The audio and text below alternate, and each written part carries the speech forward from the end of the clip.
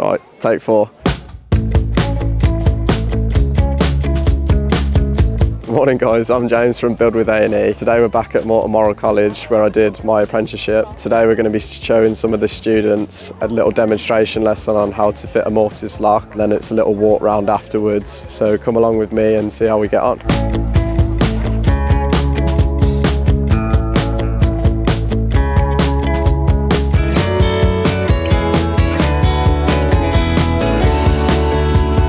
Morning. You James? Good, thank you. Welcome back to the nice college. To meet you. Go mate. Looking forward to it? Yeah, good. Yeah. Good to see you. Be good. So just for context, obviously I used to be a student here, so I did my apprenticeship last year. Did it for a year and a day, weren't it? So I did the EPA in May, passed that, and then I got a job with A&E, who some of you might have met him yesterday. I'm not sure if you did, but Tony's now my boss. And he's asked me to come here today just to give a little demo lesson, but obviously I've never done it before, so might be a bit good, might be bad, I'm not sure, so you just let me know. Today we're going to be doing the Mortice lock. We're going to assume this is your door. Obviously in a real life scenario it's not going to be as nice as this, it's not going to be in a vice, but today we're going to be chopping it into a bit of 6x2. The way I do it is the way I've been shown, so obviously some of you might do it all the time, some of you might not, but this is just the way I've been shown how to do it. With the Mortice lock, I'm going to show you just setting it out, and then you can chop it out afterwards, and then I'm going to try and get around the room, and just if any of you need any help or have any questions or whatever, then feel free to ask. So with this, obviously, this is where your spindle goes through, so you get something that looks like this. So you get that through there, then you've got your handles either side. But obviously these holes dictate where your Mortice lock goes up and down, because if you can imagine, if that's in the door, obviously you can't raise it up and down once you've drilled these holes, so you need to really get these right. So what I'll do is I'll set this out on the face first, and then I'll have my lines there just scored across, just so I know where I'm going. So if I just take, that's 327. So just for this, like if you just want to set it out in the center, just in the center of this, just get your lock central to the piece of timber. So that's 163 in it. So that's there. 163. So I just do a line that side, line this side, and that just indicates center of timber. That's all this is at the moment. Because obviously this is where your spindle's going to come through. Obviously if you imagine it's a door, you want that to be sort of there. So if I just do little line there, and that just tells me where that is. I'll probably give myself a little bit of room with this as well, because the last thing you want is when you come to put this in the door, you don't want this to be tight. So that's there and there. Have many of you done these before? Not loads of them. I haven't done loads of them either, to be honest, but it's just something you probably will get asked to do, but it seems more daunting than it actually is. So all we've got on there basically now is just this bit of the lock. That's on there like that. I've given myself a little bit of room there, if you notice, because obviously when you come to put the lock in, you're going to end up putting a spade bit through there, so you want to have a bit of wiggle room on it. Next thing, obviously you're going to assume this is flush like that on the door, so you're going to want to know how far away from obviously the flush door to centre of that you are. So I just adjust that a little bit just to suit. Just do a little faint line down there, and then you're going to want to know about your keyhole as well, so how far away that is. But looking at this, they're both the same distance away. Yeah, they are. So I can just run a line down there. So that's basically, you can write on it if you want, that's just distance away from flush door.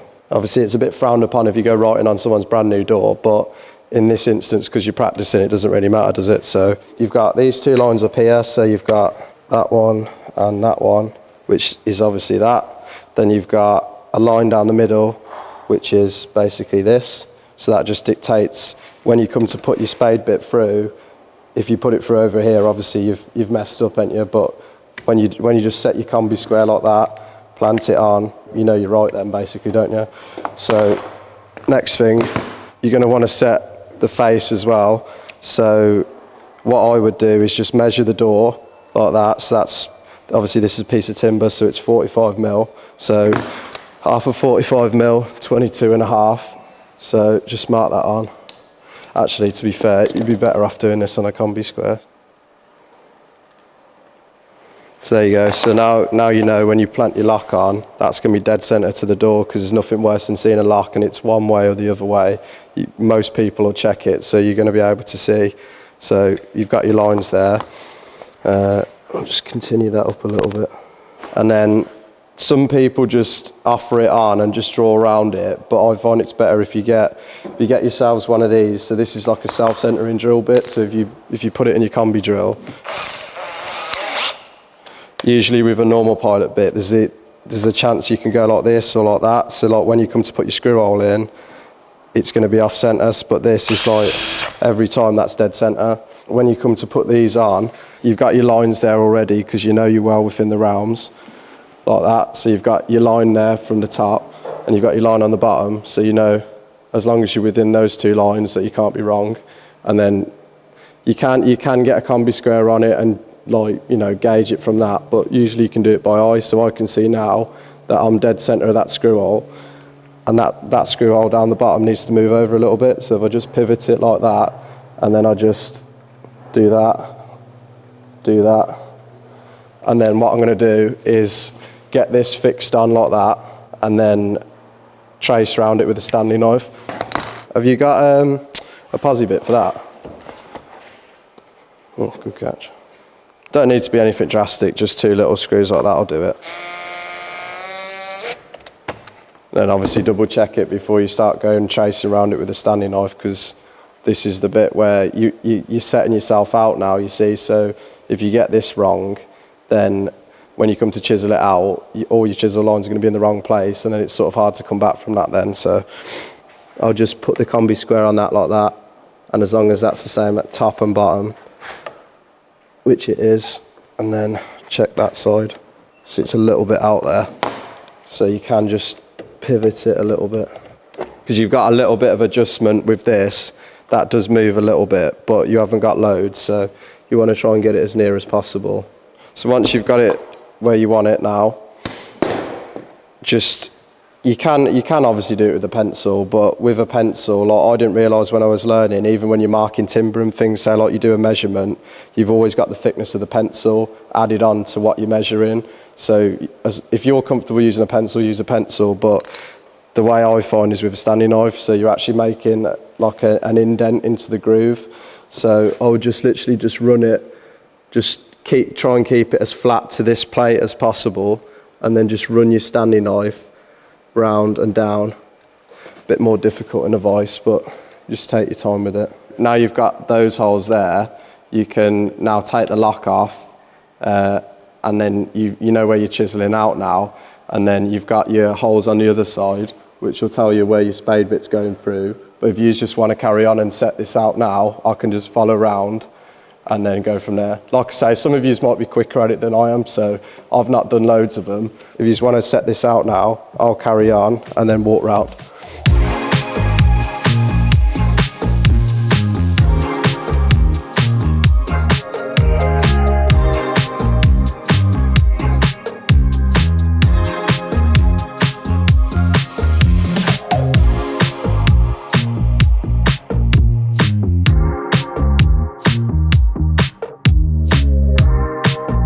You've done many locks before? First one? Mate, probably the whole time I did the apprenticeship, I think I got to fit about 2. And then you get asked, say if you get asked to do it in your EPA, and that seems proper like daunting, don't it? But that's why, like with that, like I know, like with the explanation, like I was a bit like, how do I explain it to you? Because in my own head, I have my own little system doing it, but. No, I'm mainly got it, to be fair. Well, I'm glad it made a little bit of sense. I was sort of freestyling it a little bit, but you know when you're doing it, yeah.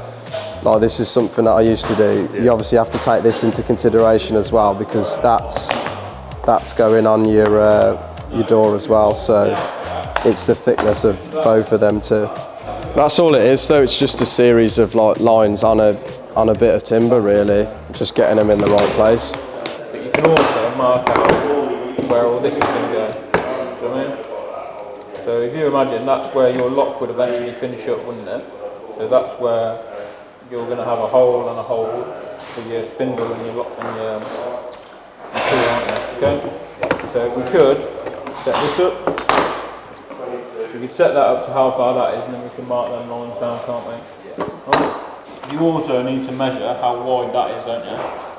And then select the drill bit for it. So if that was, say, 16 mil, I'd probably get myself an 18 mil drill bit. So you give yourself a little bit. You can just offer it up though, can't you, with the spade bits? You can get a spade bit and just offer it up. Because you've basically got this to cover it. So like, you know, if you went a bit too wide with your spade bit, as long as you don't go massive, you know what I mean? You're not trying to drill a tunnel through a door. But so like that one there, is probably a little bit too tight, isn't it?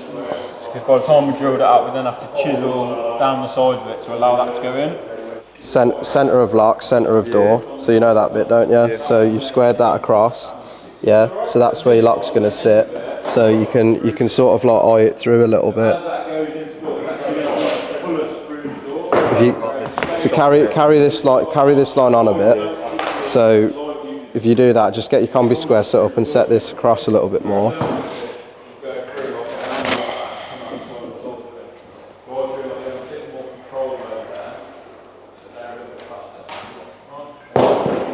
Yeah, same on the other side.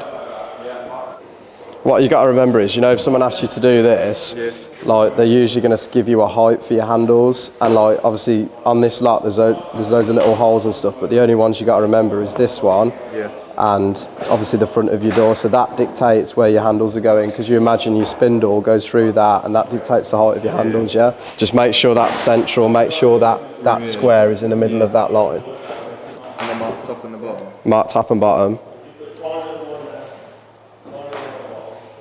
Yeah.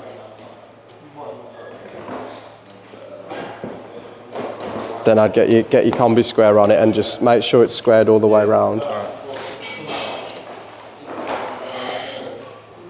You got a question? No. Just watching, yeah. I used to do the same. So just double check now that that's right.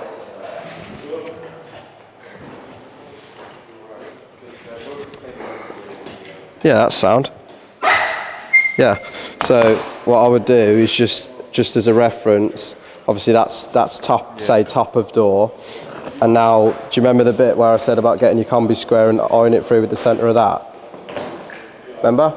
Yeah, I do, but I can't think of so do you line it up and then mark? So obviously we've got the location of the lot now, haven't we? Yeah. Like this is centre, yeah. So that's just put a little C for that, and then when you come to do it, yeah, just put that down. So I would say that's roughly centre, would you? Yeah. Yeah. So just get that like that, and then obviously you want to check the bottom, because not to confuse you, but sometimes these are a little bit offset. So like sometimes the spindle hole is there and the lot might be over there, but in this case you sound, so it's just one continuous line. So obviously just check it like that, and then when you come to do it, if you just square a line all the way up there and all the way up there on that side.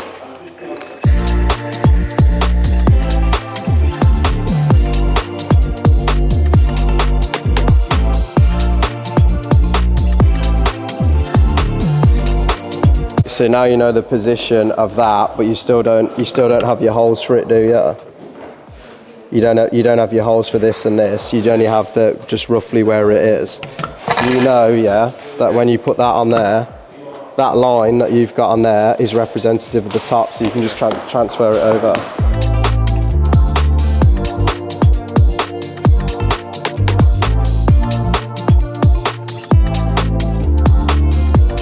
I would go a little bit wider than that, because obviously you're going to want a little bit of adjustment, aren't you?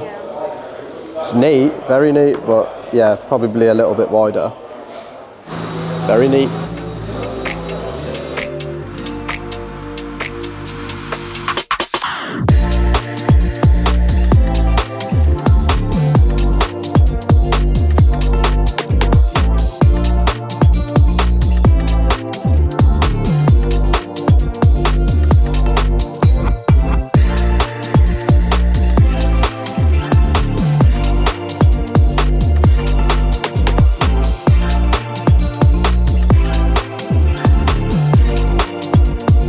Yeah, it's going good so far. We've got quite well on with it. A lot of people are nearly finished.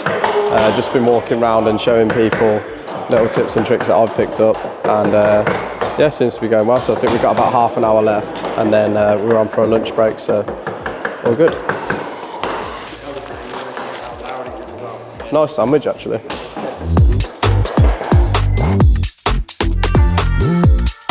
Yeah, you still need to go up there because that's where the line is, isn't it? See it? Yeah. You have to take quite a bit out of these, don't you? Quite like thick. How's yours going? It's alright. I need to take a lot out. Oh, out to what? To house this in?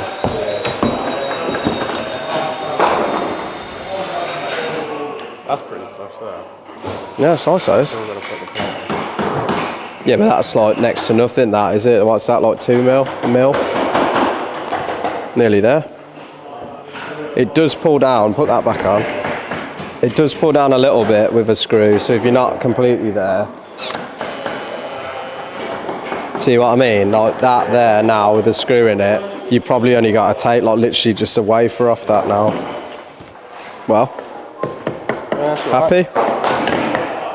So, do the job. Does the job? Yeah, got to do it.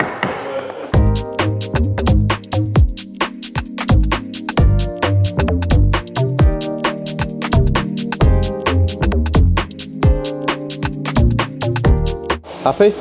That's what. Yeah, it's probably just, all you got to do is just take a little bit more out. Nearly there, though, isn't it?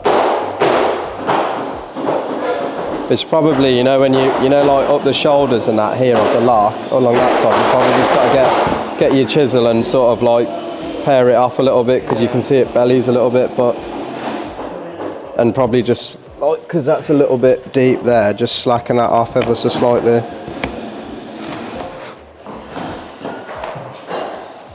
So that's more or less flush now. That's obviously pulled down too much. Yeah, there's a bit there. That's slightly higher. Yeah. That there. And that's where it was bending, wasn't it? But literally just, well, you know what to do, but just literally get that and just shave a little bit off it there. You wouldn't want to do that on a door. Do you know why? Like if you just fire that straight through on the other side, you see, have you split it? Oh, you haven't split it out too much there, but what it tends to do is like break out, that's what they call it. So you'd go in a little bit that way and then turn it round a little bit that way. But just one for you to know.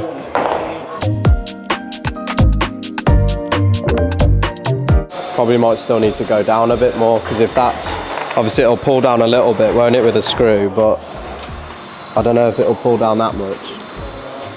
When you press down on it, you can see, like you see here, you can see it there. You see when I'm putting like pressure on it, it's still a bit proud there. Yeah. So you're just replicating what a screw would do when you press down on it, and that side. But that's lovely and flat, isn't it? Did you need 2 different sizes? Yeah. So what could the bigger one be? So is this one of the ones you're going to use? Yeah. Yeah, that's what it's called. Yeah. So obviously, like, I just do it by looking at it like that. So I would say that's probably the top one, yeah?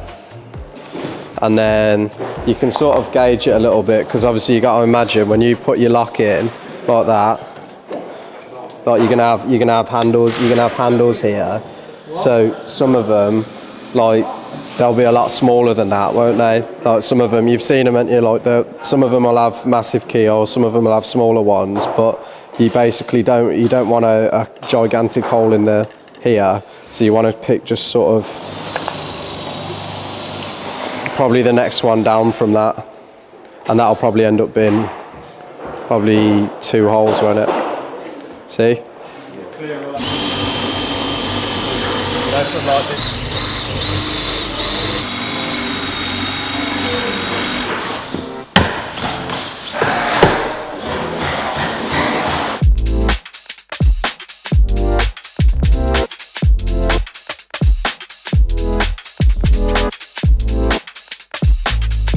So this is Max's attempt at it.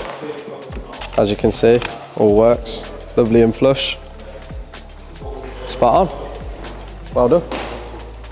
Cheers for all listening and that today. Obviously it's my first attempt doing a bit of a demonstration like that, but I appreciate you all having a go and cracking on with it.